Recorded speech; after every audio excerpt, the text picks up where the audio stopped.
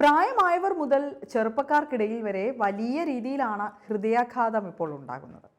ചെറുപ്രായത്തിൽ തന്നെ ഹൃദയാഘാതം മൂലം പലരും മരിക്കുന്നത് ഇപ്പോൾ ഏറെ ഞെട്ടിക്കുന്ന ഒന്നാണ്.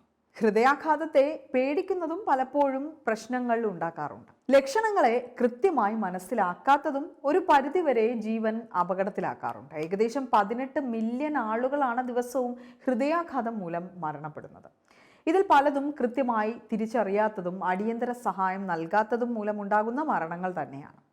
ശരീരം നൽകുന്ന ചില ലക്ഷണങ്ങളെ കൃത്യമായി മനസ്സിലാക്കിയാൽ ജീവൻ അപകടത്തിലാകാതെ സംരക്ഷിക്കാം. ഹൃദയാഘാതത്തിന്റെ പ്രധാന ലക്ഷണങ്ങളിലൊന്നാണ് നെഞ്ചിലെ വേദനയും അസ്വസ്ഥതയും ഒക്കെ. നെഞ്ചിന്റെ നടുഭാഗത്തോ അല്ലെങ്കിൽ ഇടതുവശത്തോ വേദന അനുഭവപ്പെടുകയാണെങ്കിൽ അത് ഹൃദയാഘാതത്തിന്റെ ലക്ഷണമാണ്. അല്ലെങ്കിൽ നെഞ്ചിലൊരു ഭാരം അനുഭവപ്പെട്ടേക്കാം.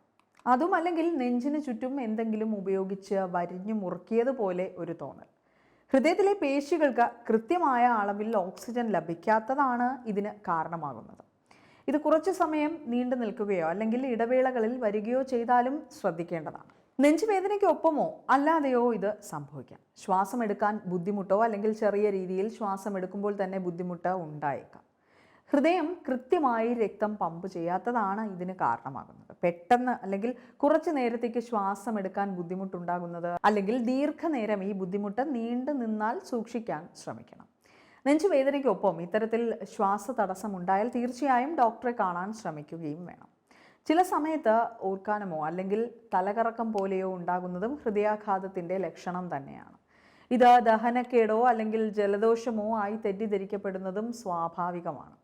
രക്തയോട്ടം കുറയുന്നത് ഇതുപോലെ ശരീരത്തിൽ പല പ്രശ്നങ്ങൾക്കുമുള്ള കാരണവുമായേക്കാം. ശ്വാസതടസ്സം, നെഞ്ചുവേദന പോലെയുള്ളവയ്ക്കൊപ്പമാണ് ഉണ്ടാകുന്നതെങ്കിൽ തീർച്ചയായും ഇത് ശ്രദ്ധിക്കണം. മറ്റ് ഹൃദയാഘാത ലക്ഷണങ്ങൾക്കൊപ്പമാണ് ഇതുണ്ടാകുന്നതെങ്കിൽ തീർച്ചയായും വൈദ്യസഹായവും തേടണം. നെഞ്ചിലെ ബുദ്ധിമുട്ട് പതുക്കെ കൈകളിലേക്ക് വ്യാപിക്കാനുള്ള സാധ്യതയുണ്ട്. പുറം, കഴുത്ത്, താടിയെല്ല്, വയർ തുടങ്ങിയ ഭാഗങ്ങളിൽ വേദനയുണ്ടാകുന്നത് സ്വാഭാവികമാണ്. വേദന ഭാരം അല്ലെങ്കിൽ സമ്മർദ്ദം പോലെ ഈ ഭാഗങ്ങളിൽ തോന്നിയേക്കാം.